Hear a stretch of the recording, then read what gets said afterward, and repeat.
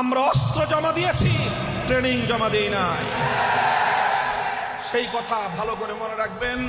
আমরা সরকার ছাড়া অন্য কোনো পক্ষকে অ্যাড্রেস করতে চাই না। রাজনৈতিক শিষ্টাচার রক্ষা করে আমরা কথা বলতে চাই।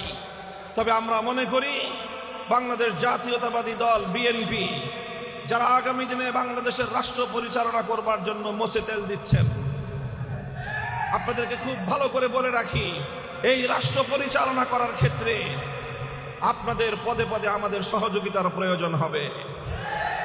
যদি আমাদের সহযোগিতার কথা চিন্তা করেন, তাহলে জাতীয় প্রত্যাশা যদি আপনারা পূরণ করতে না পারেন, মনে রাখবেন জুলাই আগস্ট বিপ্লবের মতো আমরা আবার রাজপথে নামবো। আমরা অস্ত্র জমা দিয়েছি, ট্রেনিং জমা দেই নাই।